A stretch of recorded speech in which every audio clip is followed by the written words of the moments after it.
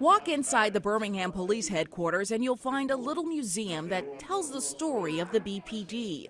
Pictures on the walls, patches and cases, faces that hold a place in history, like that of Leroy Stover.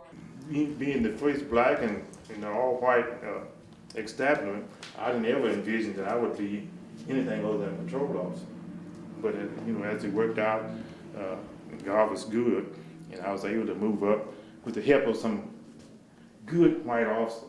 Retired Chief Deputy Leroy Stover's story has already filled one book, but his memoir is a tell-all about what happened behind the shield when Birmingham hired its first black police officer in 1966. They know they had treated blacks horrendous over the years, and they didn't want to see a black invade their so-called all-white police structure.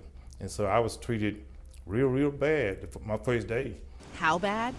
And those white officers looking up the hallway mouthing, "Here comes an N."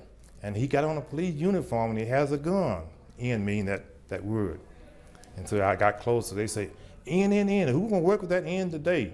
And they start pulling their weapons out of their holsters, blowing imaginary smoke off the barrel, and kept saying, "If he lasts today." Lasting, though, was a way of life for those who suffered through segregation in the South. Growing up in the 30s, 40s, and 50s, I experienced racism at its worst.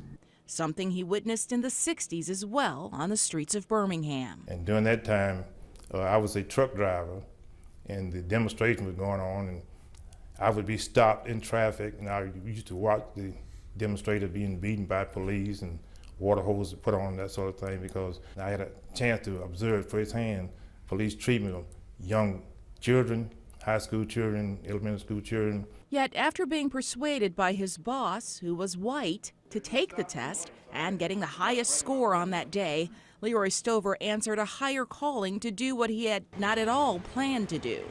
The news came out that I had been accepted. I realized then that this was God doing. It wasn't my doing, because I didn't really want to be a police officer in the city of Birmingham. A man of faith himself, current Birmingham Police Chief A.C. Roper, a direct beneficiary of the door Stover opened, says it best. We were on the wrong side of history.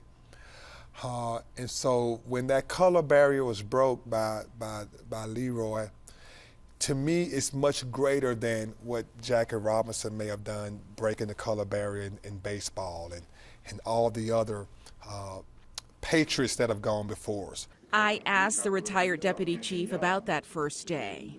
And the young guy told me and said, they put you with the worst Ku Klux there was in order that he might run you away.